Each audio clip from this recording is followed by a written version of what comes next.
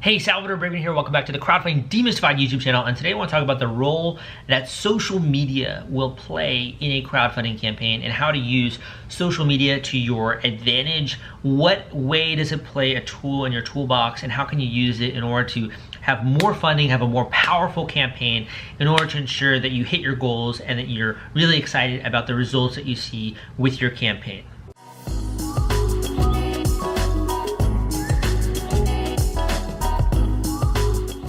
Okay, so social media encompasses a heck of a lot of stuff, and if you're like me, you probably don't use social media that much personally. Like, honestly, I don't really like using social media.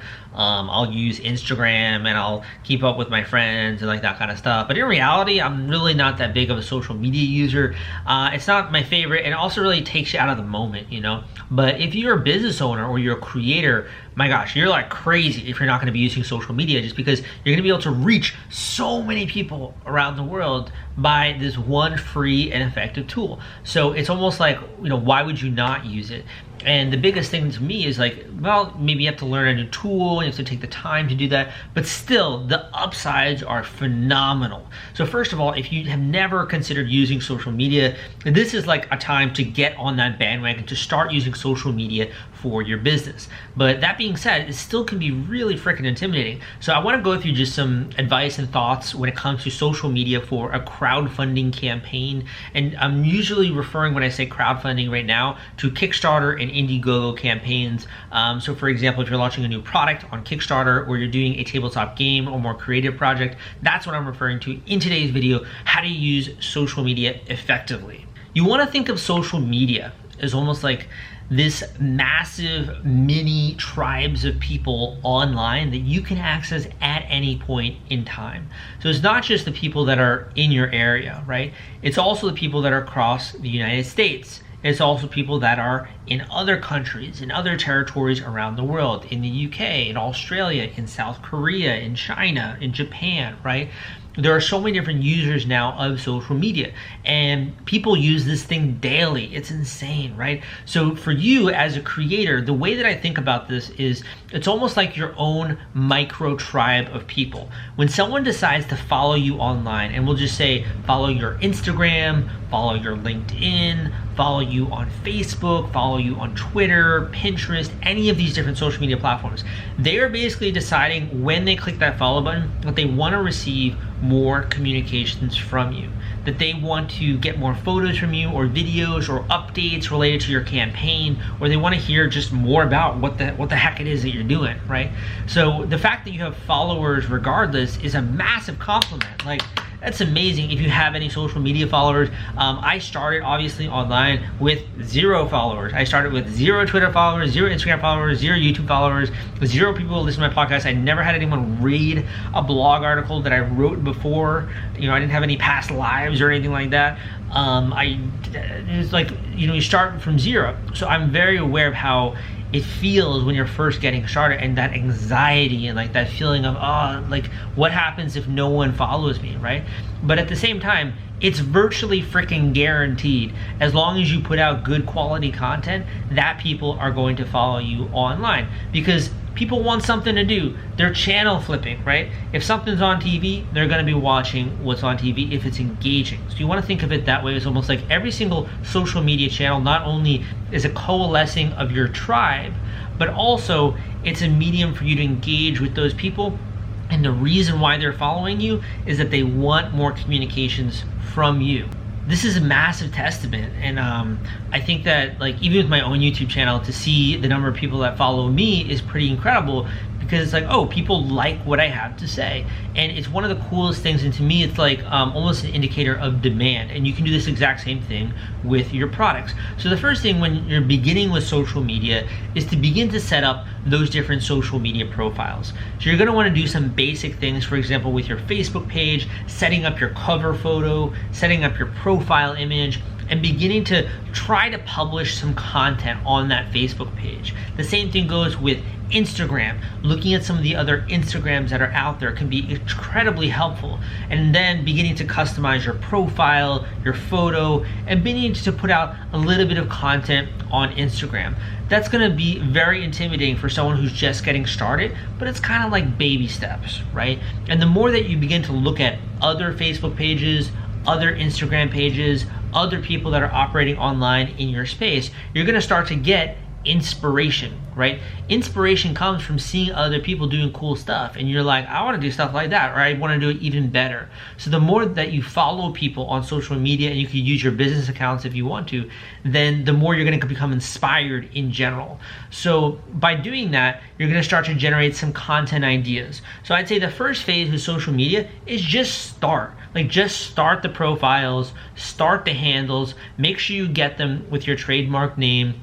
Make sure that you're starting to put out a little bit of content there, and just begin the process. It's going to be really, it's like the first time if you haven't gone running in a while, let's just say because of you've been in the house or whatever, and you go running for the first time, the first mile is always like the worst, right? And then a couple of days later, you go running again, and you're like, oh, that was kind of hard. Then like a week later, you're like, oh, okay, I remember what this was like, right? It's like riding a bike. The first few times you do it, it sucks, then you get back on it and it's fine. So with social media, the first hardest part is just beginning, getting content, creating your profile. So if you have an action item, it'd be great if you could write this down. Begin your social media profile. Start putting out just a little bit of basic content and starting to research and look at other people that are part of your industry, and that will go do wonders for you. The next is to begin to get a little bit more deliberate about thinking about your customer. So again, social media is basically a TV channel, and people are tuning into your channel. And if they like what you produce, they're gonna wanna consume more content from you. So think a little bit about, for the person that I'm creating this for, which is really at the end of the day your end customer, what kind of content might they want to see? Do they want to learn more about your product? Do they want to see the various iteration stages as you're getting it from prototype to full finished product? Are they interested in maybe like travel tips or advice? If it's an article that you're posting on Facebook, what are some of the ways that you could potentially engage that community that you're beginning to build from scratch? What are some of the ways you could ask them questions? What are some of the ways that you could have an insider joke even with them, or use memes? What are some of the things that you can share that are freaking cool about the products that you are making or that you're working on? And beginning to brainstorm that just on a simple page of paper. That's the next step that I really want you to go through, because that's then gonna determine and start to give you some different ideas, almost like connecting the dots of some of the different types of content. So you'll begin like, oh, maybe I could do some video content a little bit. Maybe I could do some photos using Canva and design some stuff there. Maybe I could do this, maybe I could do that. Just begins to open up that world of possibility in your mind a little bit, and you'll be also drawing from the first stage, which I told you to go and do a little bit of research there. So the next stage is just brainstorming a lot of different types of content that you might be able to produce. Want to take all the stress out of fulfilling your Kickstarter rewards? Fulfillrite is the turnkey solution that puts product delivery on autopilot. The Top Campaigns uses trusted high-tech provider to store, package, and ship their products. Focus on growing your business. Leave shipping to the experts. Don't wait. Get a custom quote from Fulfillrite today. Link in the description. The stage after this is to begin to get a little bit more structured. So by structured, I mean scheduling, right? Scheduling is probably one of my least favorite things to do, honestly, but it's something that I've learned that I have to do over time. I'm much more like a live in the moment kind of guy. You know, I love doing stuff. I love being passionate about my work. I don't always like planning all this kind of stuff, but I kind of have to force myself. Like, I have a planner, you know, I go through and I plan day by day, and I plan my schedules and all that kind of stuff. You're going to want to create what's called a content calendar. So a content calendar is very simple, and all it means is that you're going to be posting at a certain frequency over the next couple of weeks. Let's just say if it's Facebook, maybe 3 times a week. Just say Instagram, you could do if you wanted to 3 times a week. If you have the resources and also the bandwidth, you could do more. But let's just say you're going to start with maybe 3 times a week. And you're going to just have a very simple content calendar. It could be an Excel document, it could be Word, you could use also a social media automation tool like Buffer or Hootsuite, and you can have a very simple content calendar. And that way you can say, okay, going to be posting a video on Mondays, going to be doing an image on this on Tuesdays or on Wednesdays, and then on Thursdays or Fridays, I'm going to do this other kind of photo, which is maybe more product or promotion centric. This is really simple, and it's one of those things that you can talk about or you can read books about, like Jab, Jab, Jab, Right Hook, those kinds of books where you're just kind of providing value, consistent value. And what that does is it begins to get people to pay attention to you because you're not selling all the time. If every single social media promotion post that you did was just like promoting your product and talking about me and very spammy, no one's gonna wanna follow you. It's that same person when I always get those emails or those text messages from marketers and it's just offer after offer after offer. I'm usually just gonna unsubscribe, right? But when it's interesting content or it's something that's useful to me or entertaining in some way, I'm like, okay, like I want more, I wanna see more of what this person is gonna come up with. So I'm following accounts where they obviously do paid promotion, but also will have free content that is being posted. And you wanna have that same kind of a mindset. So with a content calendar, you're structuring this to go out at certain points in time over the next couple of weeks. And in that way, maintain that regular regimen or schedule of getting good, valuable content out there that's entertaining, informative, engaging, or gets people inspired or curious in some way. You want to tick some kind of an emotional box or in an informational box in that person's mind, and that's the reason why they're going to keep following you. For example, let's just say it's a meme or a funny account. They're going to keep following you because they want to experience that emotion of humor, right? I mean, it gets kind of like granular, it gets kind of a little bit nitty gritty in the way that I am explaining that, but they want to experience the emotion of humor, or maybe they want to experience the emotion of awe, or if it's more of like a sci-fi kind of a conspiracy theory account, they want to experience the emotion of curiosity, right, or surprise. What is the emotion that they're coming to you for? Or is it to find out about cool new stuff that you're talking about, right? Think a little bit about that. What is the reason that people are going to follow you? Because the more you put out that constant content, the more they're going to receive that, and that's going to continue to drive engagement and more people then starting to follow you. The next phase that I want to talk about is really about auditing your social accounts, but it's also about engagement. So there are two ways to view life, right? There is the viewer and there is the participant, okay? So a viewer is like the person who is just sitting down and watching a basketball game. More of a participant would be someone who is jumping up and down in their seats, cheering, right? Talking with their friends, being like, oh my gosh, I can't believe that happened, right? And really, they're participating in the event. And then you have the players who are on the field. You are the player. You're in the arena, right?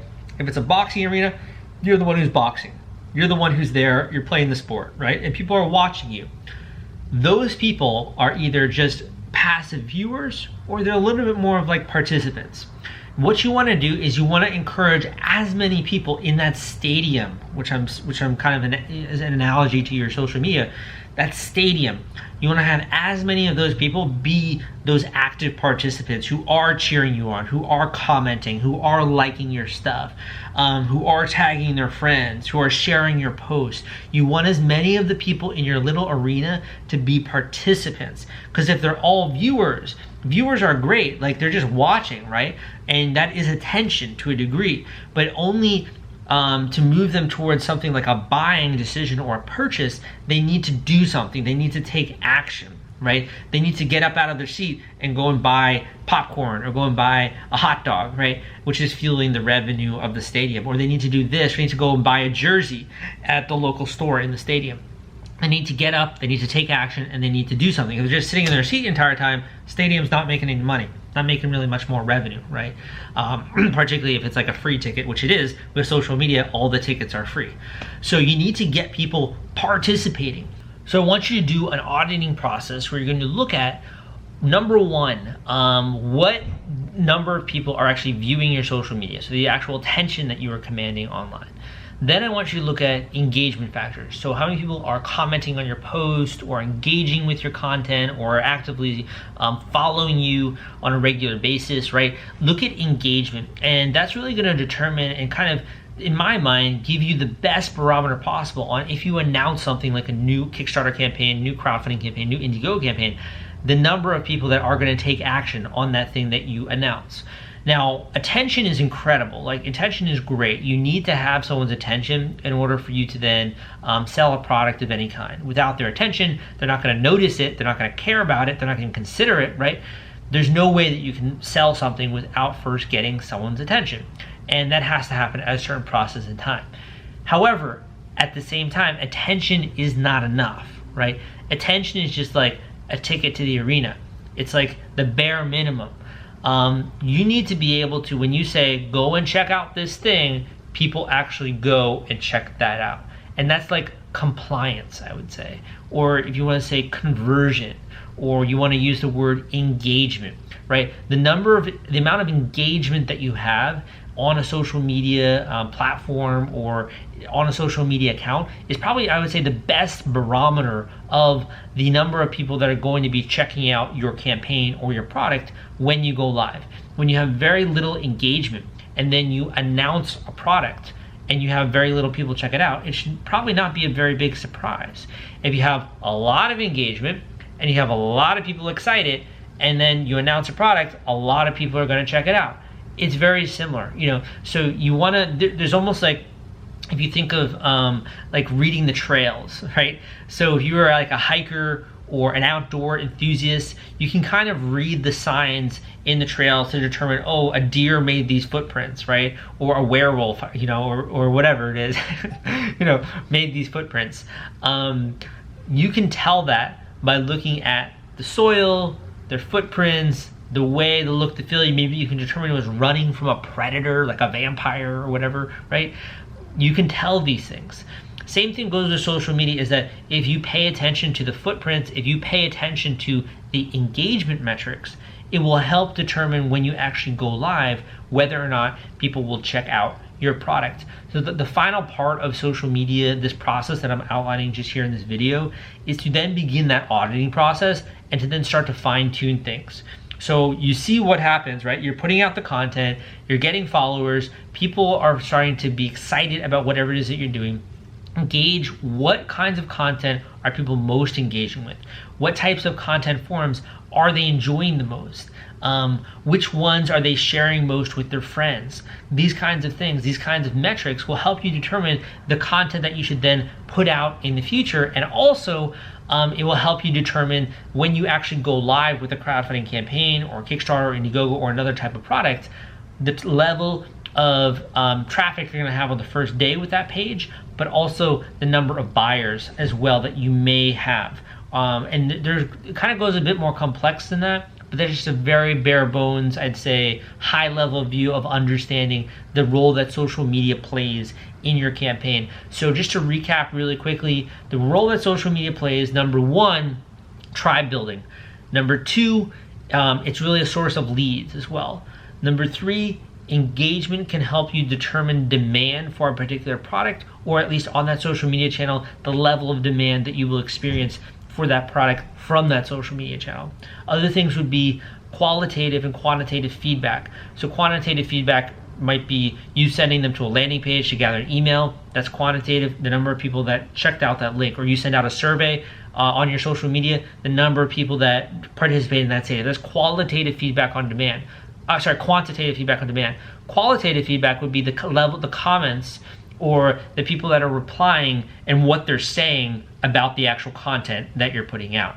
That's like the qualitative kind of data you can gather, and that might inform things like FAQ lists. That might inform things like, oh, we need to focus more on this particular benefit because a lot of people are liking that particular benefit in the product, and maybe even shift the entire angle of what it is we're going to be talking about on Kickstarter. So use this tool not only for the crowd building elements and the coalescing elements and having a river of funding when you go live with your project, but also use it as a bit of a data analytics tool to be more comfortable about the demand for your product. And I think you'll like that a lot. Hope you enjoyed this YouTube video. Again, my name is Salvador Briggman. Hope you got a lot of value out of it. And also go and check out my book, The Kickstarter Launch Formula, available on Audible. That link is crowdcrux.com/Kickstarter audio, crowdcrux.com/Kickstarter audio. Other thing I'd mention is if you want to learn more about crowdfunding, great thing to do would be just hit subscribe for this YouTube channel. Give me a thumbs up if you liked this particular video. I hope that you enjoyed it and took a lot of great stuff away. Also got some links down below if you want to book a coaching session with me, that kind of stuff. But enough said. Thank you so much for listening, and I will see you next time.